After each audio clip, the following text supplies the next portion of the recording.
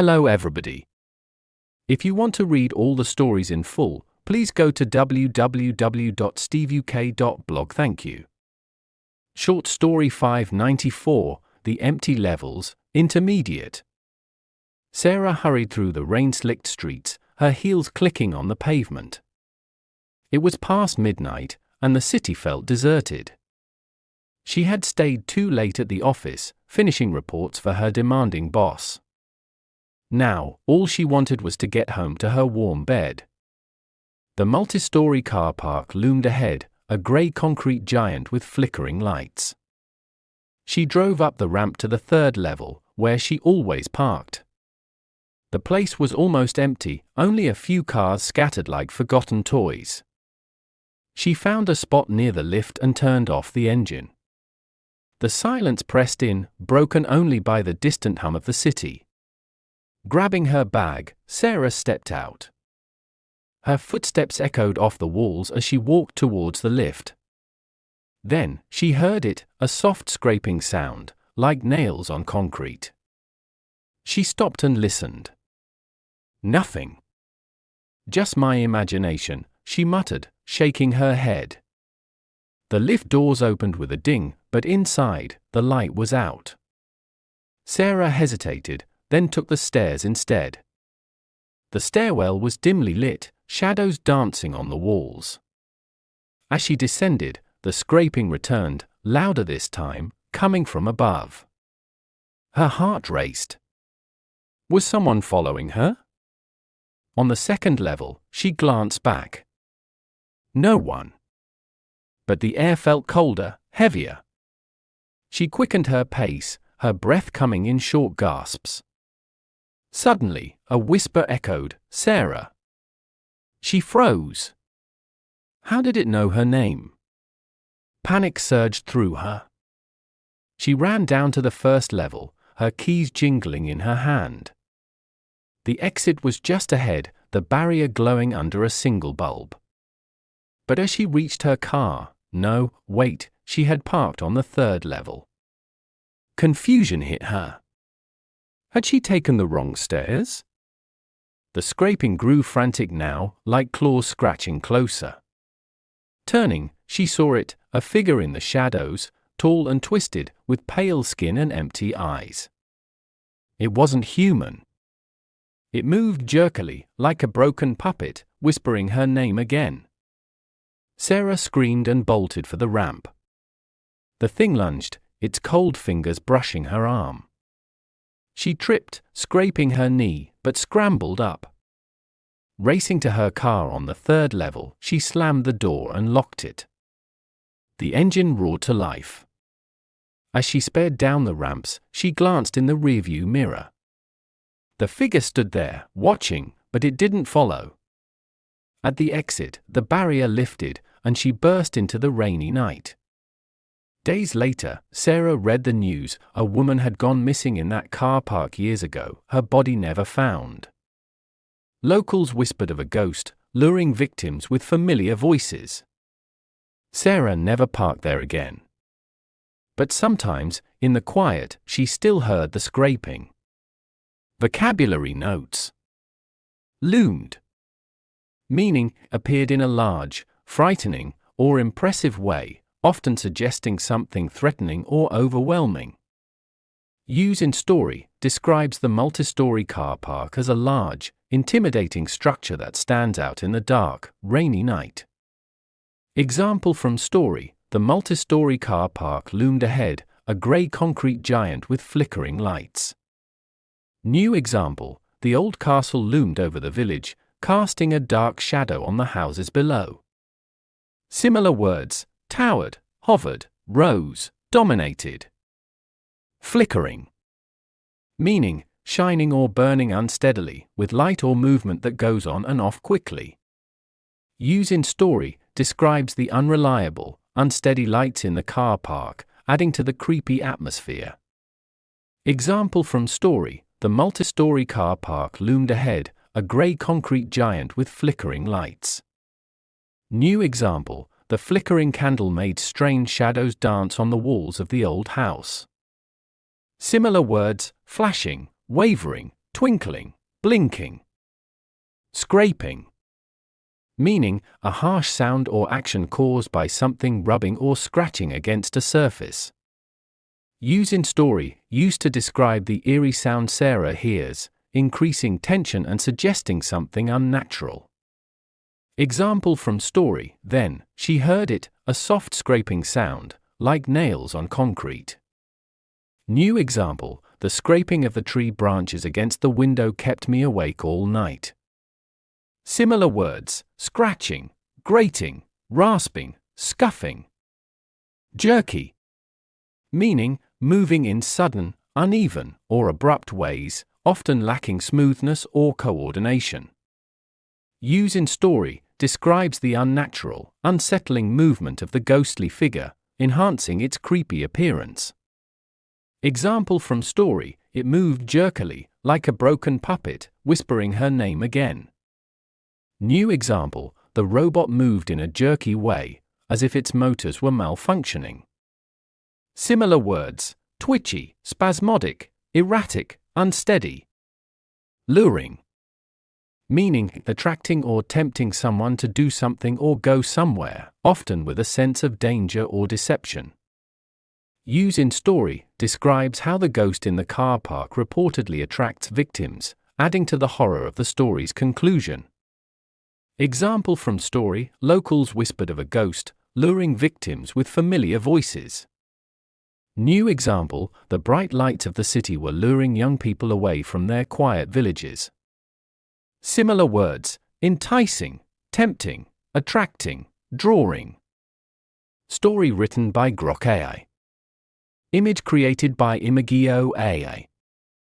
To read all the stories in full, please go to www.steveuk.blog. Thank you.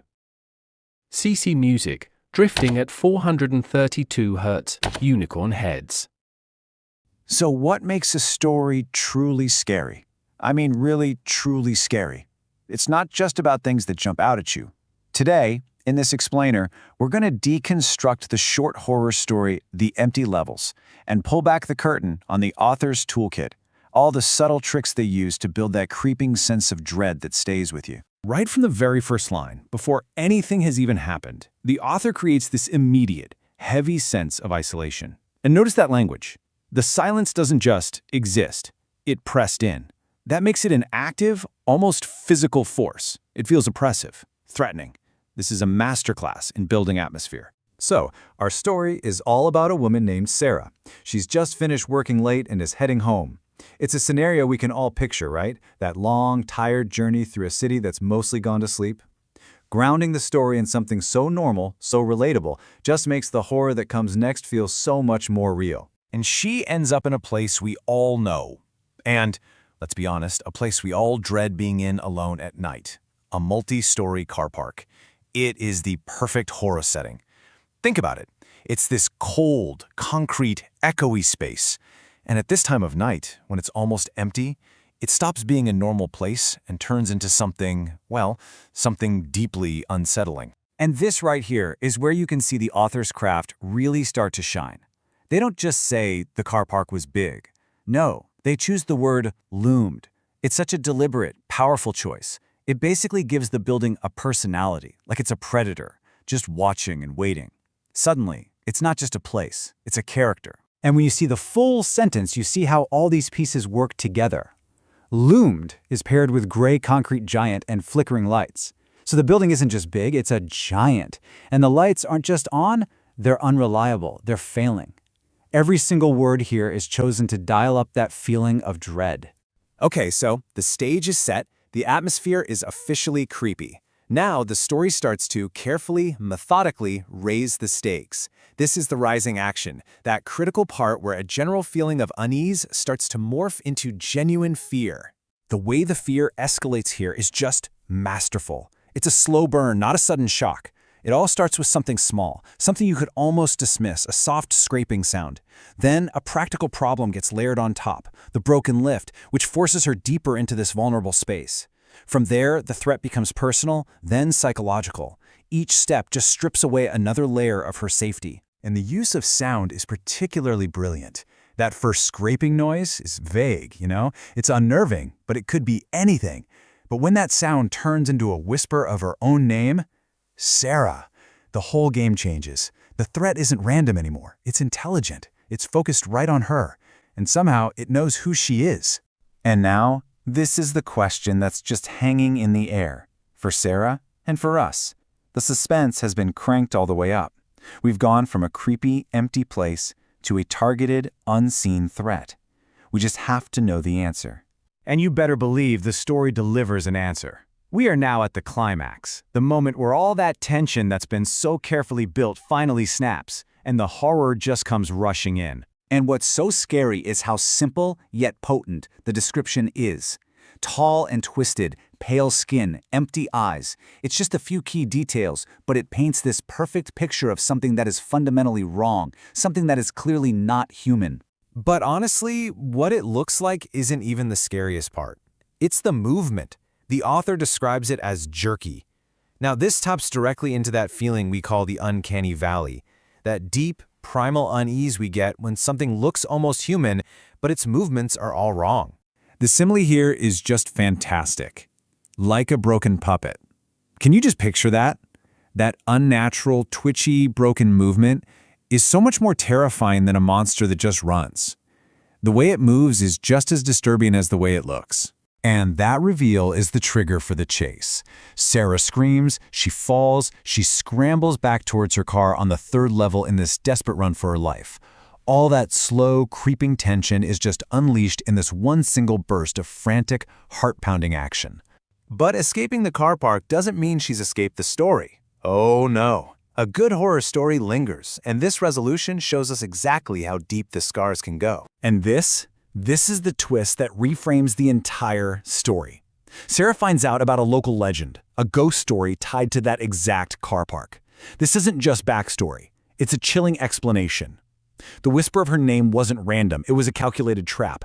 The entity wasn't just haunting the place. It was actively hunting there. And that's the final line. The physical threat is gone, sure, but the psychological trauma is here to stay. The horror has followed her home. That simple scraping sound has become this permanent echo in her life, a constant, terrible reminder of what happened in those empty levels. That final line is what really elevates this whole thing, right? So, how did the author lead us to that chilling end? Let's get into the nitty-gritty and really dissect the specific tools they used. Let's look at the anatomy of this scare. Okay, let's zoom in on that key sound, scraping. The word itself is harsh and grating, isn't it? But think about what it implies. It's not a natural sound for an empty, concrete space.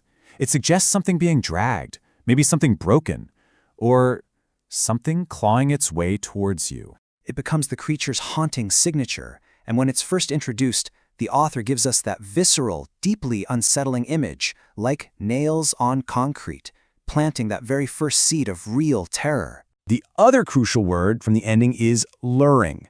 This one verb completely changes our understanding of the entity. It's not some passive, wandering spirit. No, this is an active predator.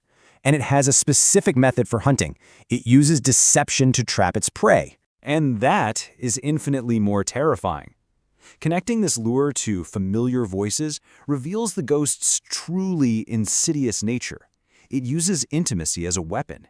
It takes something that should be comforting, the sound of your own name, and turns it into a deadly trap. That's just twisted. So when you put it all together, you can really see the author's toolkit in action. They create a suffocating atmosphere with a setting that's both familiar and isolated. They weaponize sound, taking it from a random noise to a personal threat.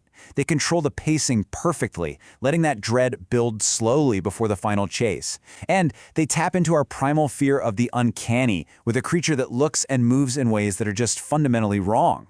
It's this combination that makes the scare so incredibly effective. We've broken down how this story works, but fear ultimately is a very personal thing.